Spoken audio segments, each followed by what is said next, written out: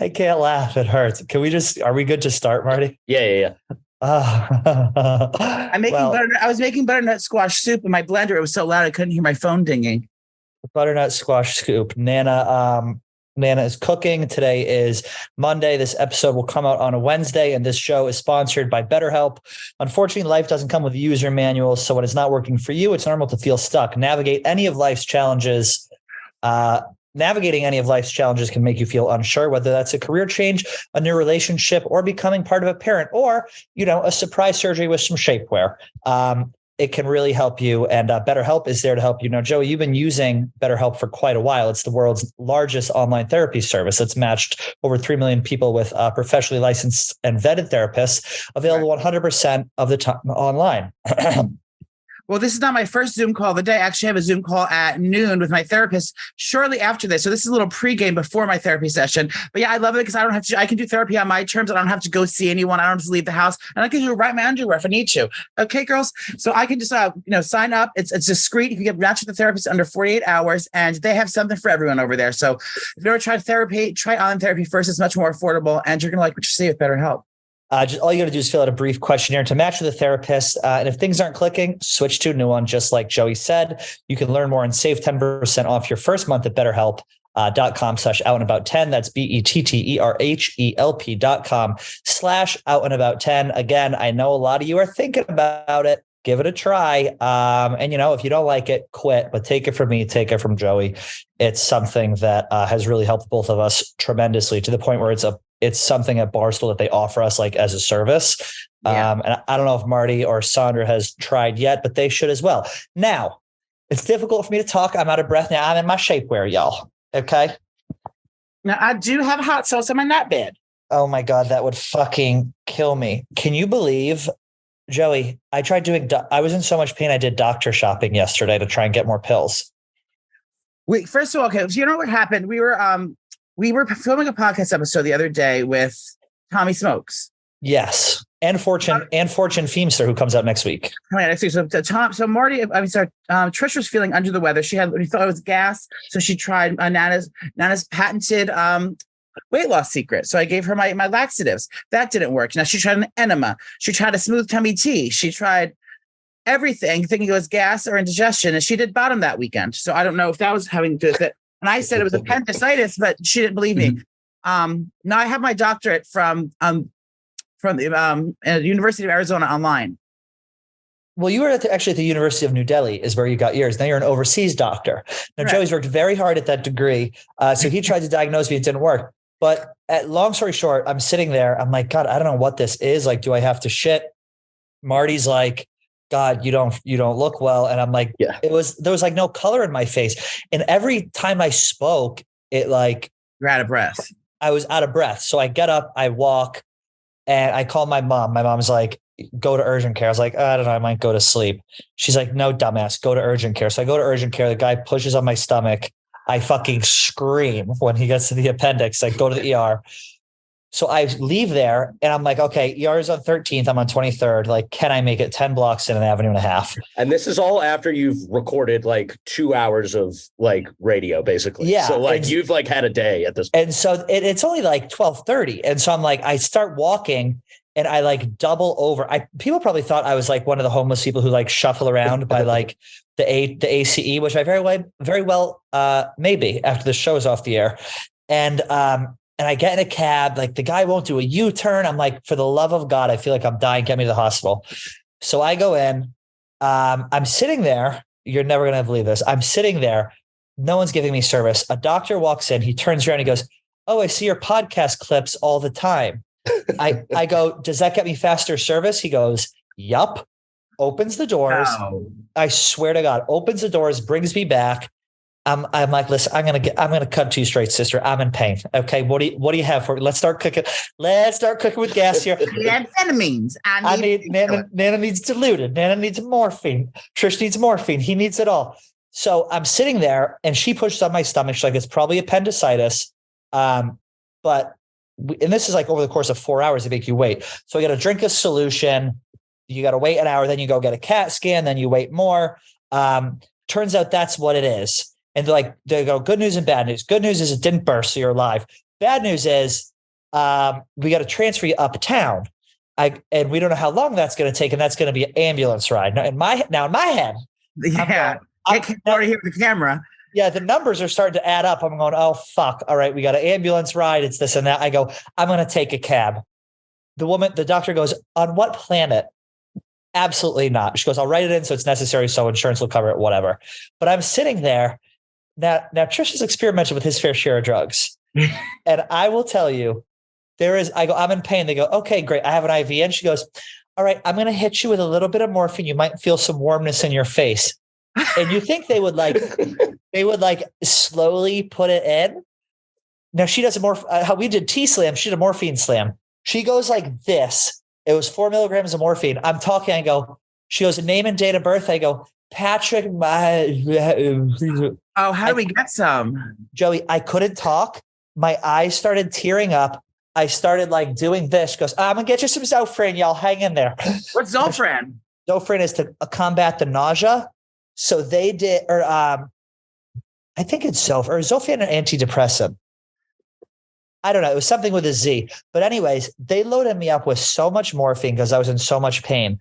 They did that probably 4 or 5 times. Now then I get to the hospital. Now they put me on diluted. Okay, now diluted on top of morphine?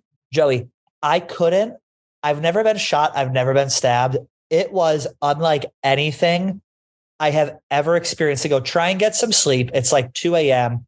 They're doing blood pressure. They have me on an EKG. I'll send Marty this one photo that maybe we can put in a clip where I'm the highest person in the face of the earth. I took a selfie. I was like, I get in there. They go, we're going to try and do the surgery around 1 or 2, depending on how the doctor feels in the morning. I'm like 1 or 2 a.m. Like, I'll wait until the morning. So anyway, they come in at 6. Is it Lenox Hill? Or are you still downtown? This is Upper East Side. They come in that's Beyonce has her babies. Yeah. That's going to hurt. They strap me down. I looked like $1 million because I had nothing in my stomach. I was on the Iron Cross.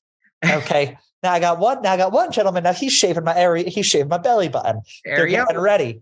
And the best part about the whole thing is this anesthesiologist walks in, like, as I'm getting ready to go in, and it's this like young, cocky guy. I'm like, oh God, no. Old Jewish doctor Lex something walks in. I was actually texting with Jerry Black about it, who sent me. I go, I've never felt in better hands as when an old Jewish doctor walks in. Yeah. I'm like, this guy has been around the block. He knows what he's doing. He's like, that's my assistant, out of my face. And he starts talking with me. Next thing you know, they put me down. It takes an hour. I wake up. Now they wanted me to stay another day. Now I should have, but I left it like, they're like, you sure you want to leave? It was 5 p.m. I was like, I might as well be uncomfortable at home. So they sent me home, and it has been a rough recovery. Zach slept on the couch. The morning after I woke up, my stomach was so fucked. I couldn't even get enough breath to yell to Zach. I was like, it was like on the thing of the Titanic where Jack is yelling on the thing. Is it both? Like, yeah, I was on the door in the water. I'm like, wake me up. Where is the incision? Where do they add your new nipple? I'd love to. Would you like to see? Yeah, I want to see the scar. Okay. This is the second scar on your body since I've known you. Now I've tried to get a nose surge. Second, I'm a surgery queen. I've tried to get a nose job while I was under. But they weren't doing it. So they give you 3 here, and then they move all your guts. They cut through your abdomen wall, like your muscles, and they take it out here. Now, ladies, if you're squeamish, turn your head. Oh God, is it bad? It's actually not bad. So look at how swollen it is. They went through this. They made it look like a little pussy. I was bleeding. Oh, no, so that's a scar there. That's a scar here. And now I have one down here. Now that's my C-section scar. C-section scar. Ugh. And now they went, look at how swollen it is, though. Now they went and took it out right here. Now, if you can hold for just 1 moment, I'm going to show you a photo of the actual. Now I gotta get up on my side. I don't have, Lord, give me. Now you had the appendix with you in a jar. I asked for him to take me photos on the bed. He's like, ma'am, that's a HIPAA violation. I go, just between us, dear. He when wouldn't you're do sleeping? It. Look at this. You can't request a photo of your own organs? No. So he gave me one off the thing. This is my stomach inside. That's not a ball. That's my intestine. And this thing is the it's swollen appendix, and this is the actual appendix. It looks a little bit like a penis. like a phallus. So they ripped it out, and I'm on the mend. I'm alone at my apartment. Marty has offered to bring me pumpkin bread. I would love if we could maybe shoot a Friday episode from the apartment. We could have a little party here. Yeah. We could hang out, maybe a road trip. We could get the whole gang over here. What does the appendix do? It's nothing. It's an organ that we evolved out of needing. So it's essentially, it like does nothing, but it can randomly get much like the woman's reproductive organs. Stop. But I can't, it hurt. That's like, so many people texted, like Rudy was like, dude, and Feidelberg, they're like, laughing is the most painful thing in the world. And my friend Haley, Mrs. Dow Jones, we love, called me up. And I was telling her, she goes, and she made me laugh so hard. She goes, everyone after surgery should be allowed to do heroin for like 4 days. Yeah. Like that should be like part of it. Like you should zonk out, like you should do nothing. But that's been my weekend. So hopefully, are you constipated at all? Joey, I shit my pants. Oh, so you're not constipated? No, I took stool softener and I took one and nothing happened. So, no, it's something else that they gave me. Oh, cool. I took two.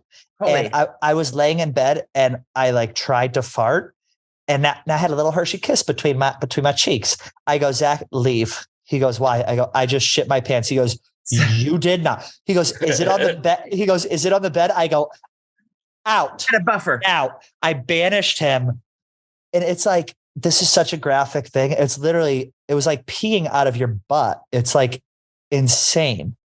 But I've just been laying here, just eating my takeout, enjoying my time and taking pills. Have you been able to eat? Yeah. Can you eat? I just did today. I just left the house the first time since Thursday today. I shuffled my ass up to Whole Foods to try and get some vegetables, but that's it. I'm going to eat some bussy. I'm going to eat Marty's bussy when he delivers the banana bread. But other than that, no. Well, I'm so proud of you that you went through that. That's scary. It is scary. I was like, I might be a surgery queen and I have a mustache. Is that because you had to go to a Latino community? Yeah, no, I'm selling the appendix on the black market. Believe it or not. No, I don't have it. They had to send it off to make sure I don't have like cancer or like all these diseases, which I won't. Yeah. I still can't say enough that you did like a full interview and like all of Friday's episode. Like, wow, you felt this bad. Well, it felt like I had to shit, but then like I left and like at like 4 a.m. I was like on Uber Eats, like ordering Alka-Seltzer and all this shit. Like, what is happening? And then I left and I started walking. I was like, oh, something's not right. But now Joey and I say something, you can say whatever you want. We will persevere for the man mafia. And I know Nana would have done the exact same thing. Yeah, no, I wouldn't have. No, he wouldn't have. He would have. I would have left. But I'm glad you're feeling much better. Thank you. Are you guys going to come over so we can do a mini episode from here? We could do a couch kiki. Yeah. Can we boot? Can you drink? No, but I can provide you guys alcohol. Joey, will you come? What day is this now? This is. Should we do a Wednesday? We can do it. It's for a Friday. It's for a Friday episode. Either Wednesday or Thursday, like Thursday morning. Yeah, Thursday. I have a funeral that day. Whose funeral? My brother-in-law's mother died. Her name, the original Trish, has passed away. No, I'm so sorry. The original Trish, yeah. She will be missed. So I have to go to New Jersey for that. But Wednesday, perhaps. Can we harvest her appendix for me now that I'm missing one? Yeah, I have it actually here saved. But what was I going to say to you? I'm having a gout break myself. I can't really walk. I have a corrective shoe on right now. Show me now. It's a boat shoe that I have 3 Now my hind leg will swell. I think I had sodium last night. I just left to my own device. I haven't left the bed since a few weeks now. Stop, I can't laugh. Are you getting bed sores? I can't laugh. Nana goes, I have a similar issue. Now, I've been having sodium spills in my toes. Yeah. Now, the splint, I'm having a gout break. So I took 4 Advil and made some butternut squash soup. So hopefully that'll be in the mend. I think there might be a loose mouse in my apartment, or I was hallucinating last night. I took my sleeping pills and I saw thick shadows moving. So, I mean, I didn't see the critter, but there could be someone in the apartment. The call might be coming from inside the house. No, Joey, did you vote in the midterm elections? No, I didn't vote because I didn't know what I was voting for, and I don't know who was up for running. Well, we're voting for freedom, y'all. We're voting for America, and we're voting to keep her. Yeah, I want to vote red. It hurts. Just to shake things up. I am a registered Republican, because remember when people were going online like and trying to cancel people during like the Trump elections, like saying like and finding out like what they're registered as and like yes, they're registered. Well, I got like someone looked me up and I had like I was registered as a Republican, but like I haven't voted prior to that. I've never voted before, so I guess like I registered like in high school, like when you turn 18, you just register whatever your parents. Yeah, when they like come to school and like sign you up. That's when I registered back when I turned 18 when I was in high school. Imagine I didn't know what the difference was then. I still, but I'm glad that it was a little controversy because all the snowflakes were like freaking out. I like to shake things up. Imagine now, Joey's been voting red for many years. Imagine I want to secure the border. Now, listen, I've long since said the people that are pouring in down there. Now we got a migrant train. Now they're coming in at Port Authority. They're taking our jobs. Imagine Joey registering as a Republican in a kitten heel, a mini skirt, and a penciled in eyebrow in the mid 90s. They go, okay, we got a Democrat, we got a lib coming. He goes, I'm red, y'all. I'm red. I'd like to change my affiliation. Did they even have liberals in the 90s? There wasn't such a thing as libs or liberals, was there? Well, there were, but they were like everyone was moderate in the 90s because there was Clinton was in office and everyone was rich off the internet. Riding high off the 1980s. The 90s were a great time. The budget was balanced. There was no racial inequality. I mean, maybe there was, but it wasn't like not inequality. There wasn't like it wasn't a divide between like back then. Well, you just didn't have to hear about it because there was no social media. Now it's like every little thing. I don't remember all these problems growing up. I think it was pretty pleasant for all like a melting pot of group. I grew up in a melting pot myself, and it was like everyone was like chill. I just didn't pay attention to things like this. Nana's been blind to color for many years. Nana's never seen color. Well, my first kiss was a black woman. A black woman? What was his name? Her name was Keisha. And how did that? And now, did she assume the position of the male or the female? She was the aggressor. She kissed me in the cafeteria, and my parents said, "What was her name?" I was like, "Keisha." What does she look like? I said, "Big dick." And they said, "Is she black?" I said, "No." She goes, "Is she brown?" I go, "A white." Is she? I said, "No." She's beige. How old were you? Like 7. You got kissed by other news. Thank you. Shout out to Nurse Tara. Look at my lip flip. Oh yeah, look at it's settled in. You look great. Yeah, and my forehead's gone. Look. Oh, I'm frozen too. Nurse Tara. Oh wow, yours is good. Yeah, your lips look great, Joe. I know, but when I eat, I like I can't like eat right because I'm not used to it yet. But we should have brought Sandra and Marty. Would you guys have gotten some if we had someone come to the office? Maybe a nip and a tuck. I think I would. The first time we did it, I was like a hard no. I think I might do it. Oh, just for shits. Marty, you were at a wedding this weekend. When are you going to just say no? You know you can say no to these weddings. I know. I like literally haven't stopped. So LSU beat Alabama Saturday night. The game ended at like midnight. And then we had this wedding. Screaming at the television, at the thing. Yeah. Just cursing, and people were sending me to say, please do not this. I go, I'm frightened. Yeah, no. So that happened, and then we had this wedding yesterday at 3. So I just like haven't stopped drinking. I haven't been home yet. We came straight from there, like to the office. So I'm like, Haley's actually here under the desk right now. No, she went home. I haven't stopped drinking. Now Haley is there.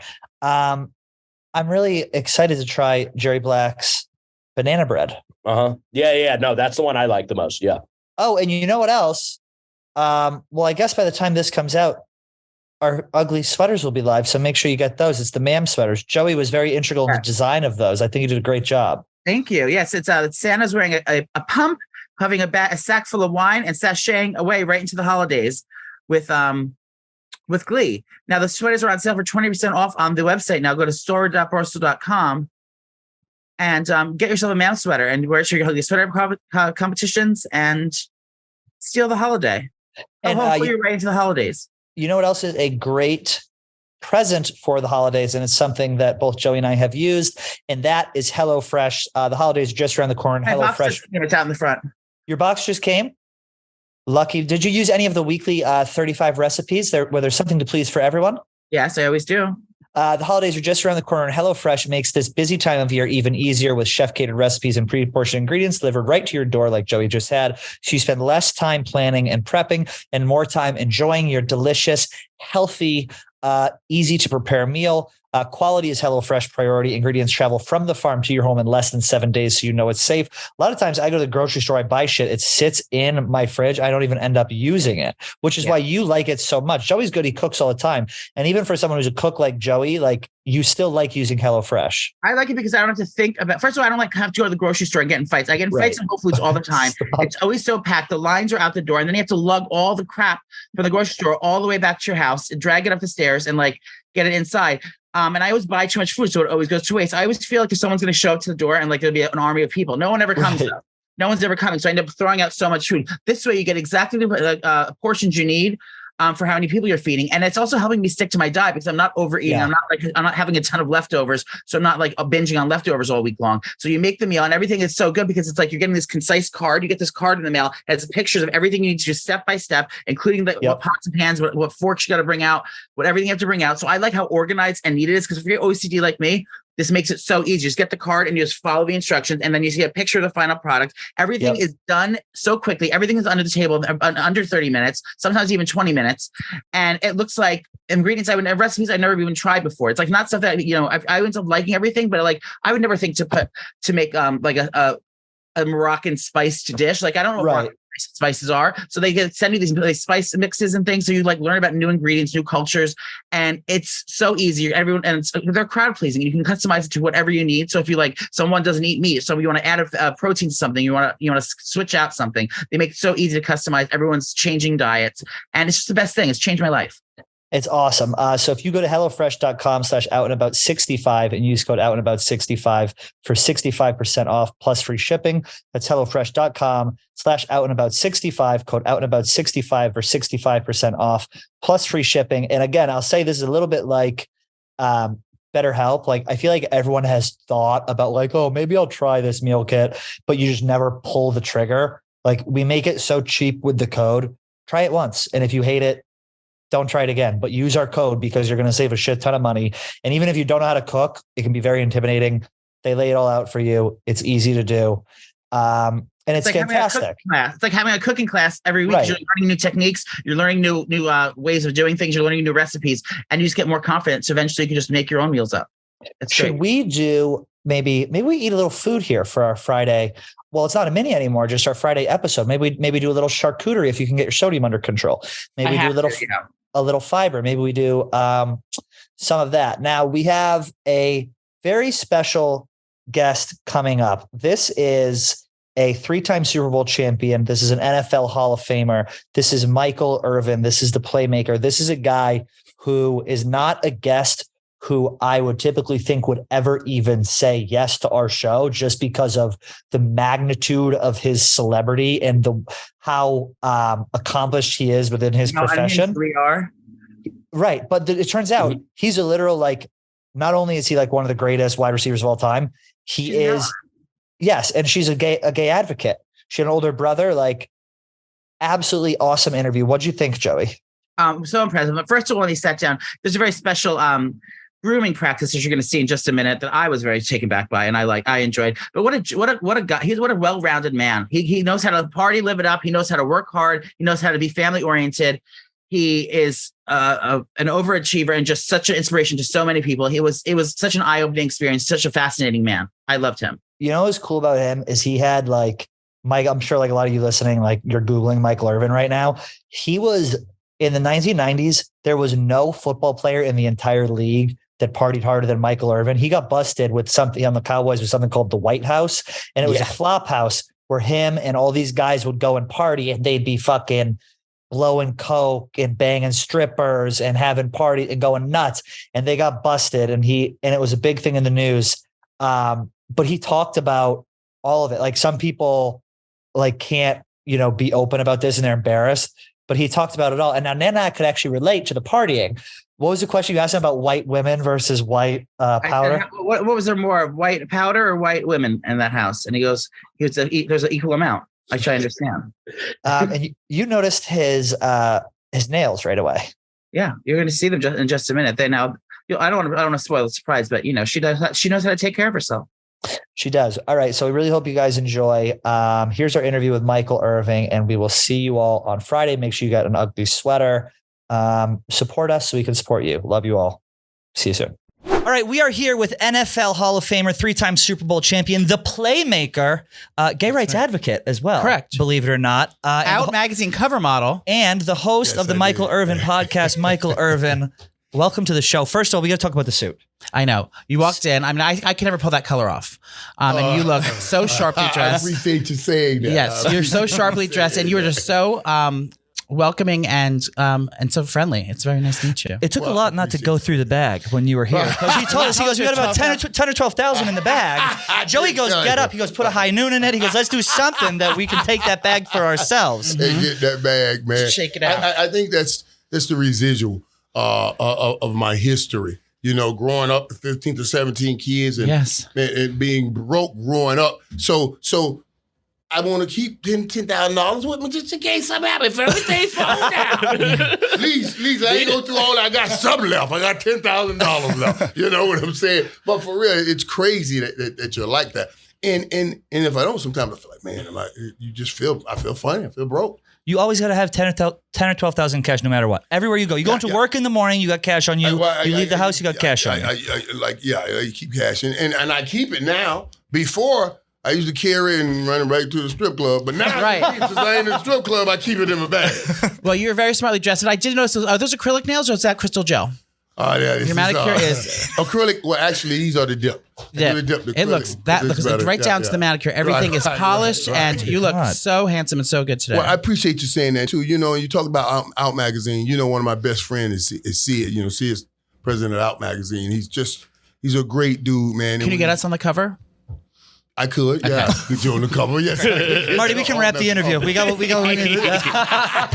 I could get you on the cover and everything. But you know what's so funny too? And we were doing that because I'm a spiritual man. You know what I mean? And I believe the Bible says, judge not. And we always want to judge. I said, man, wait. And then they always try to throw out the scripture. God said it's an abomination. God also said that we shouldn't be out here fornicating and all of that. We all doing that. Yeah. So wait. It's okay to bother these people, but not your people. Right. Stop the madness. You know what I mean? And then one thing I tell people, because I had people when I did the Out Magazine, Michael, what are you trying to do? I ain't trying to do nothing. I'm just trying to show my support where I think it's needed, and we should give support. Listen, man. And this was right around time the gay marriages and all that came out. And I'm not into politics. I don't do politics. All I do is people. I do humans. You know what I mean? I want to know how can I make my life better? How can I share something with you to try to make your life better in some way, somehow? And the one thing I do know, God didn't give you a choice of your mom, dad, brother, sister, cousin, niece, nephew. None of them you have. And you can have a choice of who you want to spend your time with. Since I don't have any choices in those things, the only choice I have is the friend I choose. And who's gonna tell me what kind of friend I have to choose? That I do not buy. You are like you mentioned, you're the 15 to 17 kids. Yes. Your late brother Vaughn was a gay man. And you have a crazy story about how you found out he was gay and then how that then informed your opinion on gay people, which ultimately led to you being such a vocal supporter. Right. Can you talk a little about how you found that out and then how things progressed to where they are today? My father was a primitive Baptist minister, primitive Baptist minister. And man, I was just driving with my dad. And we saw Vaughn. I was like, is that Vaughn? And I said, is that Vaughn? You dressed like that, Dad? Why is he dressed like that? He said, yeah, that's your brother. And I said, why is he dressed like that? He said, that's your brother and you love him. Right. That's all he said. That's your brother and you love him. What was he wearing? What was he wearing? Could you remember? Was it like full on women's clothing? Was it just a blouse, a skirt and heels? No. Not too dapper. Well, he had on the little short shorts. Oh yeah, little short heels and short things. I like those shoes. Thank you. I like those shoes. Look good in those shoes. Give me the number. Right. What year was this when you found that out? This is what, the 70s? This was I was born 66, so I might have been 6-7 years old. So it was 71, 72, way back then. And you know what it was back then. It's back when Nixon was in office. Right. That's the crazy stuff, right? That was the crazy stuff. So yeah, but that's all my dad ever said. And he was a man, he was a minister and everything. He said, that's your brother and you love him. And he told me then, he said, hey. To be that progressive for a man of his age, where he grew up in the 40s or 50s, to be that progressive in the 70s says it's like unheard of. Says so much about him. That's how you got what you did. And it has changed things. And I'm gonna tell you something. Why I couldn't let them rob Vaughn from us. Vaughn was the one we all looked up to. Vaughn was a manager of a bank. When you coming from that hellhole I grew up in and work your way to be a manager in the bank, he had a nice car, nice job. We all wanted to be Vaughn. Yeah. You know what I mean? Right. We all wanted to be Vaughn. I was like, man, he's doing a great job, man. And yeah, man, I needed to have that hero to hang on to, so I couldn't let anybody destroy it. Was it, you said, I think it was in the Out magazine article that we read, it was like, even during your playing days, there was like a level of embarrassment almost with that. And then you just had this moment where you switched it around. Understanding. Right. And really when I got saved and then when I retired, I started diving into the behaviors, okay? Well, why am I getting caught in a hotel room with 4 or 5 weeks? Now we're an open book here. Nothing we haven't done. Right. Why am I doing such things? And then my pastor, Bishop Jakes, in my counseling, he would always say to me, like, we got to go dig in the pain so we can get you moving towards your promise. We got to go dig in the pain so we get you moving towards your promise, to get that thing out of there so we can move forward ahead. And that's what he did. He kind of talked about all of those things and how I saw that. And in some way, I guess, I was surrounding myself with women so nobody would believe, even because I admired him so much, that's who I was. That's kind of how we kind of figured all of that out. Do you talk about that? Can you talk about the White House? Can you talk about your past? All that shit? Listen, you don't mind at all? The Bible says, confess one to another. Pray ye one for the other. In this we shall find healing. So the problem is most people don't ever share, and then they go through all they're going through all by themselves. If we ever open up and talk, we'll see that we're all going through the same damn things. Yeah, and you can grab some strength from the other people around you that has gone through it because they'll be in different stages of it. Right. You can tell they can tell you how to handle it or how you came out of it, all of these things. But if we don't ever talk, we'll never know it. Yes, I was a young man, and I had plenty of women in the hotel room, and they caught me. Now what we got to talk about? Let me talk to you about it. Yes.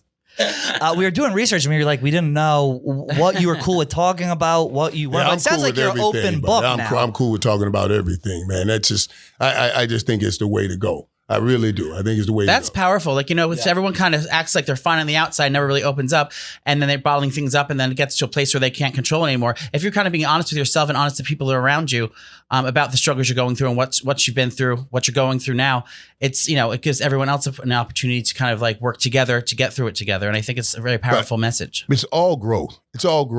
None of us came in here perfect, and we'd certainly not leave in here perfect. Mm-hmm. So let's find ways to continue to try to grow.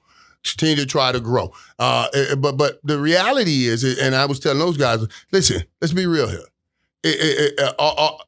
Each of us have at least 2 of us in all of us. Some even have more than just those 2, And for me, what I've come through on my counseling, it narrows down to this. I know I got a kid in me, that's a crazy mother brother, and a king in me.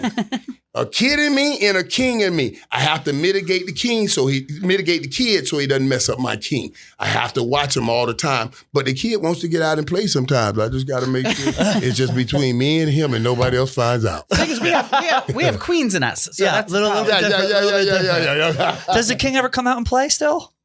Michael ever find himself wanting to get a little bit wild on a Friday night? Maybe it's a long day at the NFL Network. Maybe Stephen A. gave you hell on air. Maybe it's something to just get after a little bit. Sometimes when he thinks he wants to come out, I say to myself, man, I ain't letting that old joker mess up the reputation of that young Mike Irvin. That young Mike Irvin was a beast. Yeah. You know? Right. Young Mike Irvin, boy, he got down there. He was busy. He was in business. You know what I mean? We're going to do some things. I used to tell him when I was playing, like, wait a minute. Now, you know, I just left the game. I hadn't been in a game in the NFL without a cornerback and a safety covering me. So when I would be out playing, and when I was playing, and I meet a nice, beautiful little girl, a beautiful young lady, I said, "Oh, you're beautiful. Go find your safety and come back." If I got double teamed on the field, you should double team me in the business. Go get your safety and come on back. You just the cornerback. Speaking of young ladies, do you recognize this lady? Young lady? Now she's from the 90s. Oh, who do I know her from? She does look familiar. So say you're, it's 1993, 94. 94. You run into her at the nightclub. You're at the Copacabana in New York City. Oh, this you? Yes. It's you, for real, huh? It's you for real. That was, we actually met that night. You don't remember. Yeah. Stand up so we can. I've had guys hit on me all the time. And I'd like to bring your son out. Yeah. Right. Dwayne, would you he's going to take that 10,000 to start. He'll come back for another 12. I have ovaries and a pelvis. Right.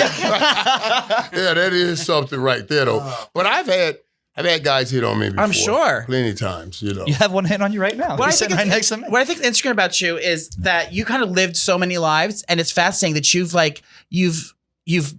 had struggles before. You grew up with not being rich and in sports. Right. Then you found sports, you found Jesus. You let yourself have those wild times, and now you are extremely wealthy and extremely successful, and you have the Hall of Fame and everything you have. You've lived more lives than most people can ever dream of. And it's what's fascinating that makes you who you are today is because you went through everything. You know what it's like to be poor. And you know what it's like about to be a young athlete trying to struggle and to get that to the top. You know what it's like to fall down, have mistakes, and fuck everything up in your whole life. And you know what it takes to get back up. Right. Make it right. And now, now you don't have to choose those dark times. You can just do what you want to do. You're saying something now. If you think about the people out here that are going through something strange, going through something difficult. Yeah. Who do you want to talk to?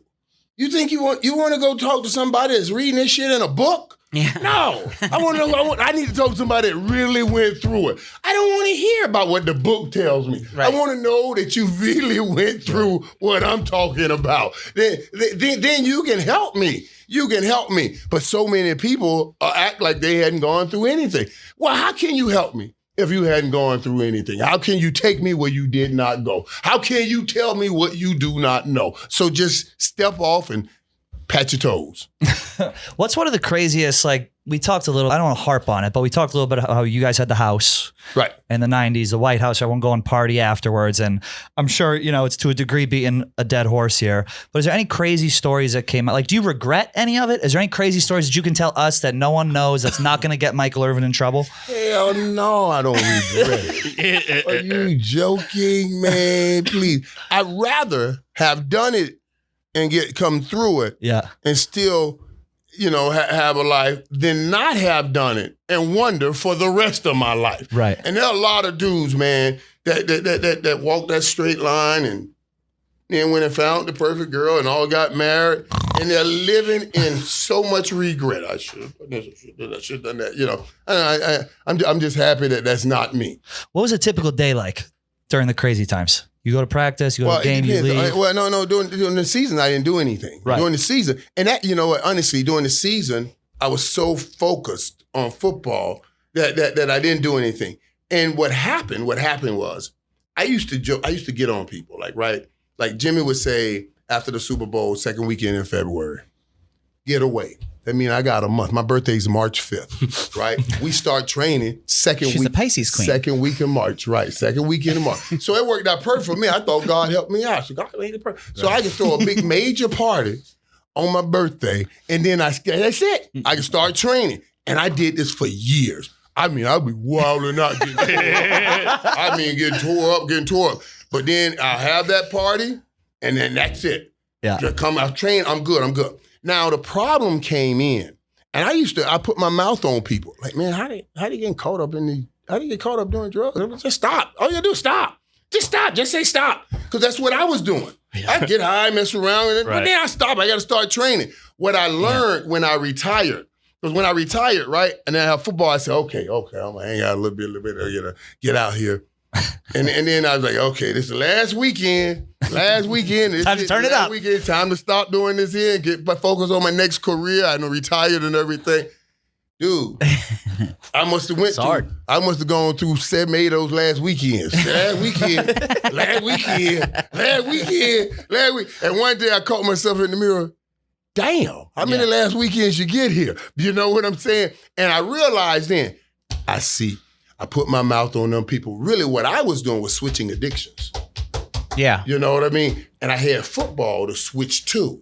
And when football was gone, I had nothing else to switch to. That made me say, boy, you shouldn't have been talking about them people. Yeah. This is a hard battle right now because I ain't got no football, to go to, man. So yeah, that was difficult. That's how I am at Domino's Pizza. Once I pop, I can't stop. Oh man, okay. Pizza one of my favorite too now. Yeah, that's the thing, especially late night if you've been taking in some CBD. You know what I mean? Yeah, exactly. Yeah, I just do CBD to keep preventing my CTE. That's all I say. Smart. You know what I'm saying? We got to get you a CBD. You got a CBD sponsorship? We got to get one of those. Yeah, we can get some of those. Do you think you could have survived in this era of NFL with social media and stuff? Yeah. And what kind of stinks is it kind of comes out with receivers, which is like nature of the position. It's like, that's mine. I got to go up and get it. Like, do you think you would have gotten in more trouble, less trouble? Like, what do you think? Oh, please. I did a show. I did an appearance for EA Sports. EA Sports. Right. Nice. Madden game at the time. They were bringing in the legends and everything. We talked about it. And the guys were asking about that. What is it like, Michael? How do you think you would do here? I said, are you joking? I got in trouble when it was news at 11. Right. I'm talking about Twitter every second. If I got in that kind of trouble with news at 11, what do you think Twitter every second would have been for me? He did it at 10:45. Right. They found out at 11. Right. It was, man, I was like, no, that would have been scary. Yeah, cell phones would have been bad. That would have been scary. Prime ever roll through the house? Time never came. Never. Time's different dude, man. Yeah. Now, I ain't saying time and I ain't never had no fun. That wouldn't be the truth. But he never came to the White House and enjoyed, Time don't drink or smoke. Right. He's never smoked anything. Now, What was more in the White House? Was it white women or white drugs? A little bit of both. That was A and B, I'm going to say. All of the above. A plus B equals C. All of the above was in. And let me go. I was telling those guys over there, like when I got caught, this thing progressed. Wait, how'd you get caught? This thing progressed. It progressed. Right. First, we used to be at the hotel. You popping up in the hotel, man. But at the after party, Michael, I'm walking in at Michael Irvin. I got these fancy cars out there. I'm trying to say, be quiet. I had to, low key with a Rolls Royce in the parking lot. Right. Yeah. No, for real. With Playmaker across this mug. Yeah. And I was like, what the hell, man? Yeah. You know what I'm saying? When I think back now, it was the self-aggrandizement that ran over. It was like, I want to be smart and be sneaking in here, but not if it means that everybody has to know that this is not Mike Irvin driving this Bentley. I don't want it that bad. I'm going to just have to go and try. You're not rolling up in a Civic to the party. Yeah, right. Yeah. And we popped up in there, man. Yeah, but they used to get us. So the thing progressed from a hotel, then we got an apartment, then the people at the apartment started complaining, so we thought we needed a house. You know what I'm saying? So I moved that thing right along from the hotel, But when they did catch me, right, they went and got all of my receipts, all of my stuff from all the hotels. Oh no. Everywhere I had checked in as Jimmy Jones or Jerry Johnson. Because Jimmy and Jerry, so I switched up their names, right? And I was young. I was I'm going to do that this weekend. I was young, right? I'm young, vibrant. I just got a lot of money. Dude, I just got a lot of money, Literally man. top of the And world. they were coming, man. I had a duty. I had a duty to take care of. How much money do you think you spent on those parties over the years? Man, I think about that all the time. I want to whoop his ass. Spend my money on all that fun, man. It was fun, though. Thank God I got a second run. Yeah. You know, after making millions faking jokers out with my hips, now I make millions talking about how to do it with my lips. So I'm good. You know what I'm saying? Well said. So I get an opportunity, but yeah, I do think about that. If I see the young Michael, I just want to whip his ass on the jewelry he spent my money on, because I don't even really wear the jewelry. Yeah. And I could have got the women without the jewelry. I don't know why I felt I needed it.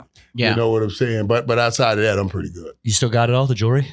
Yeah, it sits in my room. I wish you wore it. Sits in my house. Don't tell anyone where you're staying. Yeah, Don't tell anyone where you're staying. Hey. You know, Prime is part of the Barstool family. I love him, man. He's got his show here. What kind of check do we need to write you to come over to Barstool? That's the real question. Let's take the Michael Irvin podcast, get on the Barstool Network, right in the camera, Mr. Portnoy. Yeah, sir, man. Hey, so you guys work with Time, man. Listen, man, Time never did anything drinking, smoking or anything. Of course, man, Time went out with some women when we were younger, you know. But I will tell you, man, Deion has always been my boy. There was one time I was out there wilding out. Bad, man, just crazy, white, acting crazy. And Deion showed up at the house. And he said, hey, man, enough, this gotta stop. I mean, Deion bowled up like, let's go. Right now, we're going to fight right here, right now, if this thing ain't right. And I was like, come on, man. Answer door to robe. Yeah. And I was like, dude, come on, man. I got a blonde waiting right now. Can you get out of the way? Blonde wig? Blonde waiting. Oh, he goes, a blonde wig. I said some blondes waiting. Oh, God. Right now, we got to go. He was like, and he stayed there, wouldn't let me go. And he talked me off that ledge. He said, I'm not moving, man. And, you know, so I just love him, man. I love him like I don't know what. Ever come close to having it all just fall apart? Like, was getting caught a blessing in disguise? What? Getting called, you call it a blessing. I don't know. They could have let me finish having that fun. I was going to come out of it. I ain't going to go there. I was going to come out of it sooner or later. Shit, just let me go. Let me go have a little fun. I'm just a kid. Not like I was doing anything crazy. And that's what tripped me out. Let me tell you what tripped me out. Everybody like I do make a keep. I say, shut the hell up. You wish you were in here. You wish you were in here. You wish you could go and get you 3 or 4 girls and come to a hotel. Yeah, like you had my opportunities, you wouldn't be doing this. Like, right, you didn't do anything that doesn't go on at like every frat house in America every single day. Right. They wasn't going like this. But. Well, you know what I mean. Easy, Marty. That thing was real, boy. I was out of hand, no doubt. Hey, but you got to be at peace to say, yeah, I was out of hand, no doubt. I was out of hand. I was out of hand. But it was fun. It was fun. All right, guys, we're going to take a quick break from our interview with Michael Irvin to talk to you about Dave. All right, guys, we're going to take a quick break from our interview with Michael Irvin to talk to you about Dave.com. If you're living paycheck to paycheck or struggling to make ends meet, it can be really stressful when unexpected expenses come up. Now, Dave can help you get out of a pinch when you really need it. Joey, you've actually used this. I haven't used this Dave yet, but I have Dave Portnoy paying me. Before this, when I was living paycheck to paycheck, right before I started at Barstool, so I understand how it is. Living in New York City is expensive, and bills come up, unexpected things, and there were some scary times. And if I had Dave back then, this would have been so helpful to me. And this is kind of like a weight off your chest about having to worry about financial things, especially when you're living paycheck to paycheck. So I know what this is about. So Dave is the banking app that helps you get up to $500 instantly with extra cash. That's more money to fill your tank, buy a wedding gift, or catch up on bills. You can finally tackle those expenses that have been stressing you out without any hangups. Yep, that's right. There's no interest and no credit checks needed. And millions of people already downloaded the Dave app to get the financial relief they need with extra cash. So if you're in a pinch and need some extra help, download Dave and think of it as a helping hand from the future you. Download the Dave app from the App Store right now. That's DAVE. Sign up for an extra cash account and get up to $500 instantly. For terms and conditions, go to dave.com/legal. Instant transfer fees apply. Banking provided by Evolve. Member FDIC. Thank you to dave.com. Make sure you check those guys out. Now back to our interview with Michael Irvin. Should we buy a house? Yeah, a White House. A White House. We usually just party in here, in this room right here. Wait till everyone goes. We lock the door. There's about 4 or 5 Lay of under us. the table. Lay under the table. There's about 4 or 5 of us. But you got the Michael Irvin podcast. Yes. Yeah. What are you talking about? Who are you talking with? Tell us everything. Man, and as I was telling you guys before we got on camera, I love this forum. Yeah. I love this form because this is the only form that we can really get edified in. You know, and edification comes from sharing. You know what I mean? Speaking with each other, talking with each other, and we get to do it here. I do TV, but I'm talking to people in the camera. I'm talking to people. Here I get to speak with people, and that exchange of knowledge is what I think is important. So I love this form. I love this form. I love it even better, more than TV. It's unfiltered too. And I feel like for a guy like you, and I feel like we worked with a guy, Willie Colon, he was on Jets, Steelers. He said his biggest gripe with working on TV was that it felt like someone was always watching him. Big Brother was always holding him back from what he really wanted to say. So he went into podcasting. Says the greatest thing. You say whatever you want. You're your own boss. You get your friends on. You got a lot of famous friends, a lot of great football friends who come on. And it's just a whole different animal. And I think it shows another side of someone who everyone knows. So they know Michael Irvin, the football player, the guy from ESPN. Michael Irvin gets on the mic. He starts talking about A plus B equals C. He starts talking about the White House. About a whole nother array of things that you didn't think that I would even dive into. You know what I mean? Open it up. You guys asked like, okay, coming out of the issue, I had to figure out why did I continue to self-sabotage? And I had to study that. I had to study why do I continue to self-sabotage. You know that our brain develops for the environment that it's about to be born into. You know, so if you are in a stressful situation, if your mother is in a stressful situation, her third trimester, her body will release cortisol. It goes to the brain of the baby and tell the baby to prepare for fight or flight, to prepare for the hard time, because she's going through hard times in her third trimester. So you are in this preparing, your brain develops. It goes from mammalian to your cortex. But what happens is your brain has a bigger mammalian. We got it. You know what it is. How to pronounce the word. Which means I got a bigger, I have less ability to reason. Now, the cortex is my reasoning box. So if I have less ability to reason, how am I supposed to know this is causing a problem when that's exactly what I need on the football field? I don't even want to reason. I just want to whoop your ass. So it served me well all of these years. And now I'm retiring. I got to find out what's going on because you know what I mean? So I don't want to continue to make these mistakes and have these issues. So that's when I started studying that stuff. So they tell you 75% of beating it is knowing that this is you. So now when I drive by somebody and calm down, Michael. You're not on the football field. Let these people go. So sorry. So sorry. You know, and you just you keep it moving. I had to dive into this and figure out why I was such. You lace up the cleats right now. Prime laces up the cleats. Who's got the edge? Oh, Deion. Deion right now can still move. No. I'll beat Deion now. Because he switched just like that. Because I just remember them toes gone. If he had his toe. No, them toes gone. Oh my God. Did y'all see the last Oh yeah, no, I was recording the show where he was on. It was brutal. Was so funny when we shot that trash talking commercial with Pepsi, right? A couple months ago. We shot trash talking for him and I. And we were in there, right? And he was telling me, I just love this Joker. This Joker's so funny. He was telling me, he was saying, man, listen, man, and he showed me his leg. I was, oh, it looks so horrible. It looks horrible. You know what I mean? I said, Deion, boy, no way, boy, I would get naked around a girl with that leg right there. You know what I'm saying? I'm like, no way. Deion said, boy, get on out of here. I'm done with all that. Anyway. But then he said to me, man, which I thought was funny. He said, man, I told the doc to get me some fake toes. And he said, I told him to make them white. So I can know what it feels like to walk around a white man. I said, this Joker just the toes. Right. And then and somebody was trying to get us to do stuff, and Deion was like, no, that's it. We've done it enough. I said, that's right. Deion is putting down his foot or what's left of it right now. That's what that shit, right? Deion, man. Yeah, we have such great times. Man. You guys have such a great back and forth. You're like Magic and Bird. I feel like just that back and forth, that rapport. You compete against each other. You guys have such a great rapport. And you said something. But I love him, man. I love this Joker more than anything, man. I really do, man. He's just a great friend, and he's like a little big brother.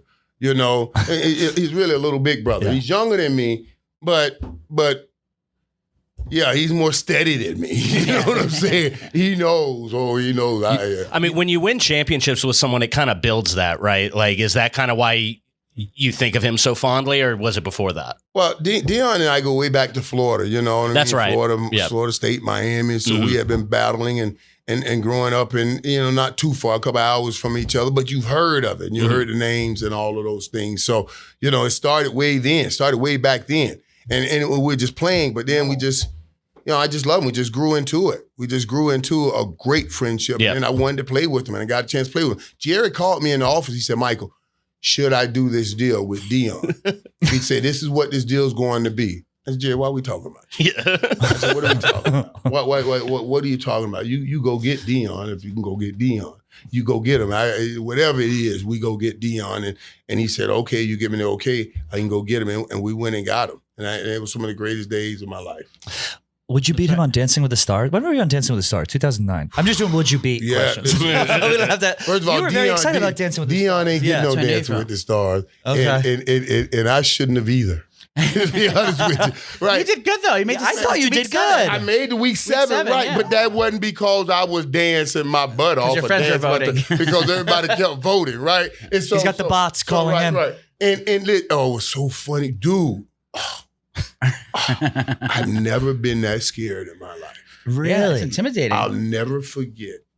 Anna, that's my dancer. She said, Michael, we got to let somebody come in. She was rushing. We got to let somebody come in and watch your dance. I said, how many people in the room? She's about to do 600. I said, stop. 600. I'm the Playmaker. Worry about that. No, I play in front of 100. I play in front of 100,000 people and millions watching. I'll be ready. Yeah. I'll be ready. Just come on. It's much more intimate, though. Dude. When they said dancing the cha-cha.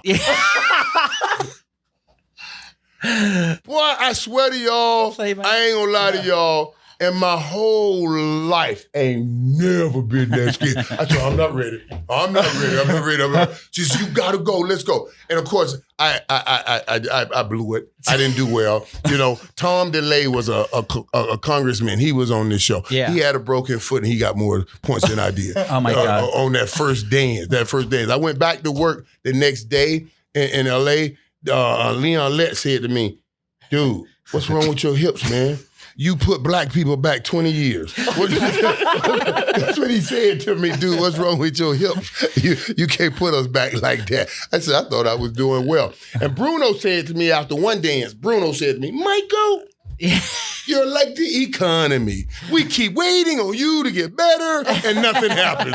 I was like, that's a great line. Yeah, right? That's a great line, man. But I had fun. I did have fun. Yeah, it's a rush. Yeah, it really is. But at the end of the day, we are a football and sports podcast. Correct. So I have some one football question particularly I'd like to ask.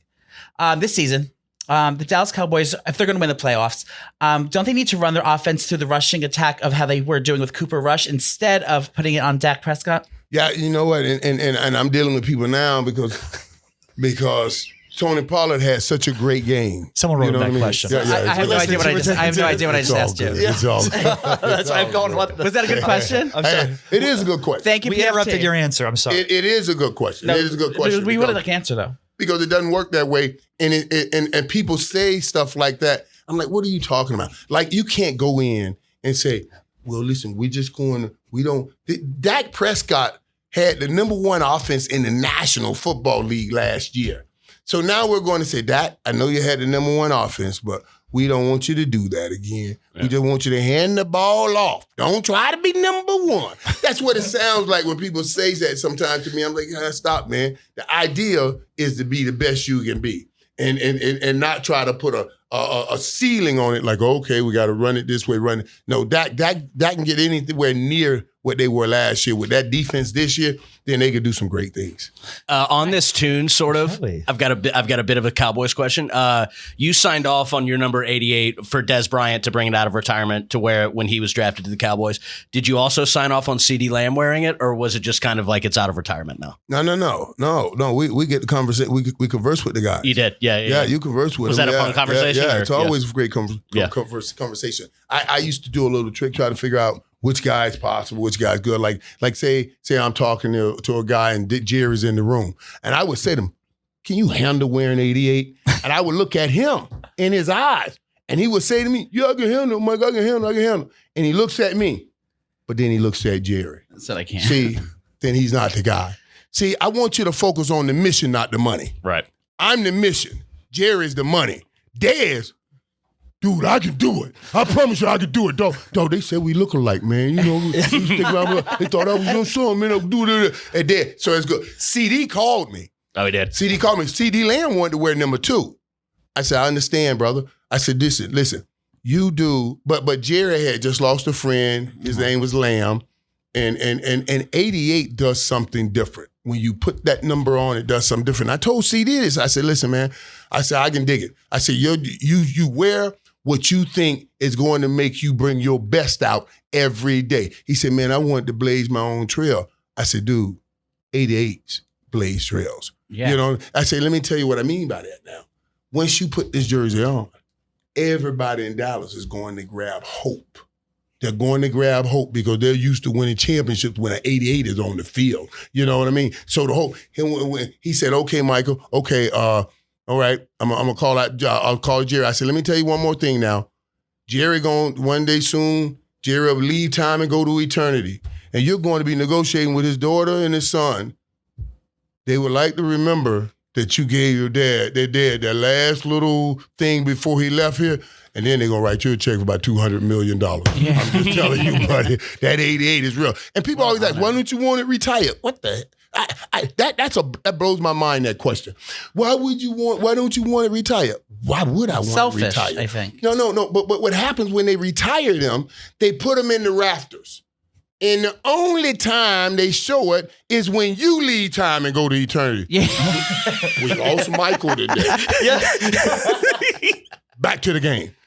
You get 2 seconds. Right. This way right here, I get my flowers every Sunday. Because if you're wearing 88 and you catch your pass, they say, boy, that looks like Michael. If you drop it, they say, Michael wouldn't have dropped that. Either way, I'm getting my flowers every Sunday. That's why I like it. What an honor. It's big shoes to fill. It really is big shoes to fill. We really appreciate you being on. We really do. And we're very happy you're doing the podcast because you had a quote in Out Magazine. You said, I have to make sure we do things to bring people together. And when we're done, the Super Bowls will just be a footprint on my resume. Right. And I think what you're doing with, speaking out for gay rights and what you're doing just on your podcast, being yourself, talking about your struggles, going through all these things, I think that's really a testament to your character and who you are, off the football field as well as on us. We just want to say thank you so much for being on. Coming. That, man. Thanks for saying that. That means a great deal. That means a great deal because ultimately I have to, I worry about that.